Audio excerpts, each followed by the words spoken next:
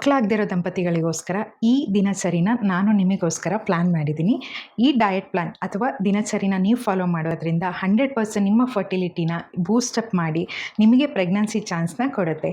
ಬೆಳಗ್ಗೆ 5:30 6 ಗಂಟೆಗೆ ಎದ್ದ ತಕ್ಷಣ ಮಲಾಸನದಲ್ಲಿ ಕೂತ್ಕೊಂಡು 1 ಗ್ಲಾಸ್ ಬಿಸಿ ನೀರನ್ನ ನೀವು ಕುಡಿಬೇಕು. 6ರಿಂದ 7 ಗಂಟೆಗೆ ನೀವು ಬ್ರಿಸ್ಕ್ ವಾಕ್ನ ಮಾಡಬೇಕಾಗತ್ತೆ. ವಾಕ್ಗಿಂತ ಸ್ವಲ್ಪ ಸ್ಪೀಡಲ್ಲಿ ಇರಬೇಕಾಗತ್ತೆ. ಹಣೆಯಲ್ಲಿ ಮತ್ತು ಬೆನ್ನಲ್ಲಿ ಬೇರು ಬರಬೇಕು, ಅಷ್ಟು ಫಾಸ್ಟಾಗಿ ನೀವು ನಡಿಬೇಕು. ಅದ್ರ ಜೊತೆಗೆ 15 ನಿಮಿಷ ಮೆಡಿಟೇಷನ್ನ ನೀವು ಮಾಡಬೇಕು. ವಾಕಿಂದ ಬಂದ ತಕ್ಷಣ ಹಿಂದಿನ ದಿನನೇ ನೆನೆಸಿಟ್ಟಿರೋ 4 ಬಾದಾಮಿ, 2 ವಾಲ್ನಟ್, 1 ಅಂಜೂರ, 2 ಖರ್ಜೂರ ಇಷ್ಟನ್ನು ನೀವು ಆಡಿಸ್ಕೊಂಡು ಹಾಲಿಗೆ ಮಿಕ್ಸ್ ಮಾಡಿ ಬೆಳಗ್ಗೆ ಖಾಲಿ ಹೊಟ್ಟೆಲೆ ತಗೋಬೇಕು. ಅಥವಾ ನಿಮಗೆ ಹಾಲು ಇಷ್ಟ ಆಗಲ್ಲ ಅಂದರೆ ಹಾಗೆಯೇ ಕೂಡ ತಿನ್ಬೋದು. 9 ಗಂಟೆಗೆ ನೀವು ಆರಾಮಾಗಿ ತಿಂಡಿ ಮಾಡ್ಬೋದು. ಮನೇಲಿ ಏನು ತಿಂಡಿ ಮಾಡಿರ್ತಾರೋ ಅದನ್ನೇ ತಗೊಳ್ಳಿ. ನಾನ್ ವೆಜಿಟೇರಿಯನ್ ಆದರೆ 1 ಎಗ್ನ ಆ್ಯಡ್ ಮಾಡ್ಕೊಳ್ಳಿ. ಅಥವಾ ವೆಜಿಟೇರಿಯನ್ಸ್ ಆಗಿದ್ದರೆ ಸ್ಪ್ರೌಟ್ಸ್ಗಳನ್ನ ಮಾಡಿಕೊಂಡು, ಅಂದರೆ ಮೊಳಕೆ ಕಟ್ಟಿದ್ದ ಕಾಳುಗಳನ್ನ ಸ್ವಲ್ಪ ಫ್ರೈ ಮಾಡಿ ಈರುಳ್ಳಿನ ಆ್ಯಡ್ ಮಾಡಿಕೊಂಡು ಲೆಮನ್ನ ಆ್ಯಡ್ ಮಾಡಿಕೊಂಡು ಬ್ರೇಕ್ಫಾಸ್ಟ್ ಜೊತೆ ತಿನ್ಬೋದು. 11 ಗಂಟೆ ಹೊತ್ತಿಗೆ 1 ಗ್ಲಾಸ್ ಲೆಮನ್ ಟೀ ಜೊತೆಗೆ ಸೀಡ್ ಸೈಕ್ಲಿಂಗ್ನ ಹೆಣ್ಮಕ್ಳು ಫಾಲೋ ಮಾಡಿ.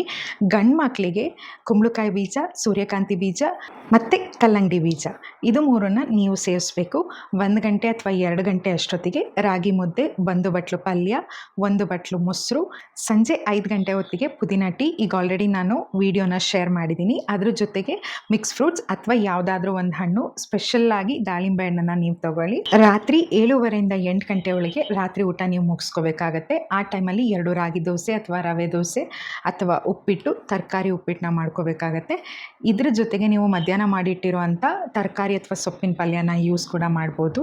ಆ್ಯಂಡ್ ಆದಷ್ಟು 9 ಗಂಟೆ ನಂತರ ಸ್ಕ್ರೀನ್ ಟೈಮ್ನ ಆಫ್ ಮಾಡಿ 10 ಗಂಟೆ ಅಷ್ಟೊತ್ತಿಗೆ ಮಲ್ಕೊಳ್ಳಿ. ಯಾಕೆಂದರೆ 10 ಗಂಟೆ ಅಷ್ಟೊತ್ತಿಗೆ ಮಲ್ಕೊಂಡ್ರೆ ಅಷ್ಟೇ ನಿಮ್ಮ ಆರ್ಗನ್ಸ್ ಅಥವಾ ಹಾರ್ಮೋನ್ಸು ರೀಸೆಟ್ ಆಗುತ್ತೆ, ಎಲ್ಲವೂ ಮಿತವಾಗಿ ಇರುತ್ತೆ. ಹಾಗಾಗಿ ನೀವು ಆದಷ್ಟು 10 ಗಂಟೆ ಒಳಗಡೆ ಮಲ್ಕೊಳ್ಳಿ. ಈ ಡಯಟ್ನ ಅಟ್ಲೀಸ್ಟು ಮಿನಿಮಮ್ 3 to 4 ಮಂತ್ಸ್ ನೀವು ಫಾಲೋ ಮಾಡಿ.